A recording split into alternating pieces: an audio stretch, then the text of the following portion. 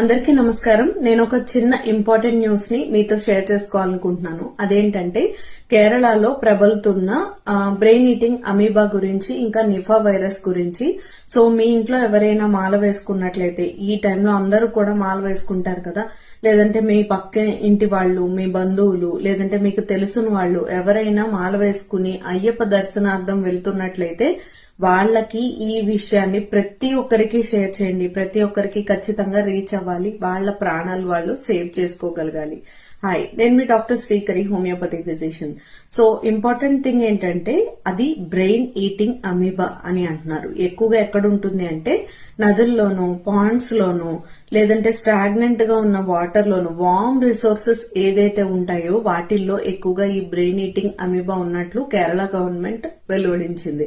So special గా అయ్యప్ప దర్శనార్థం వెళ్లే వాళ్ళు ఏంటంటే పంబా నదిలో స్నానం చేసి వెళ్తారు కదా. సో పంబలో ఈ వైరస్ ఉంది అనే దానికన్నా ఏదైనా రివర్, పాండ్ లో ఖచ్చితంగా వైరస్ ఉంటుంది కేరళలో. కాబట్టి తీసుకోవాల్సిన జాగ్రత్తలు ఏంటంటే నోస్ నుంచి ఈ అమీబా అనేది బ్రెయిన్ లోకి డైరెక్ట్ గా వెళ్తుంది. నోస్ ద్వారా మాత్రమే ఇది బ్రెయిన్ కి రీచ్ అవుతుంది. కాబట్టి డెఫినెట్ గా నాస్ట్రిల్స్ ని క్లోజ్ చేసుకుని, ఈ విధంగా క్లోజ్ చేసుకుని మాత్రమే స్నానం చేయాలి. నంబర్ 2, ఎక్కడికక్కడక్కడ వార్మ్ వాటర్స్ అనేవి అవైలబుల్ గా ఉన్నాయట. సో వార్మ్ వాటర్ ని మాత్రమే తీసుకోవడానికి ట్రై చేయండి. నంబర్ 3, చేతులు కడుక్కోకుండా దయచేసి ఎట్టి పరిస్థితుల్లోనూ ఎక్కడ ఏమీ తినద్దు. పూర్గా క్లీన్లీనెస్ లేకుండా ఉన్న హోటల్స్ లో ఎట్టి పరిస్థితుల్లోనూ తినద్దు.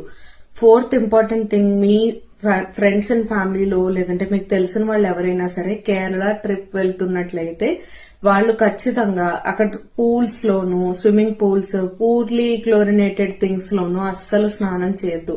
అలాంటి వాటిల్లో స్నానం చేయకపోవడమే బెటర్ అని చెప్పొచ్చు. సో ఈ జాగ్రత్తలన్నీ కూడా ప్రతి ఒక్కరికి షేర్ చేయండి. ఈ వీడియో అందరికీ చేరేలాగా చూడండి. దీంతో పాటు ఒకవేళ ఏదైనా ఎమర్జెన్సీ ఉన్నట్లయితే స్క్రీన్ పైన ఈ నంబర్ ని షేర్ చేస్తున్నాను.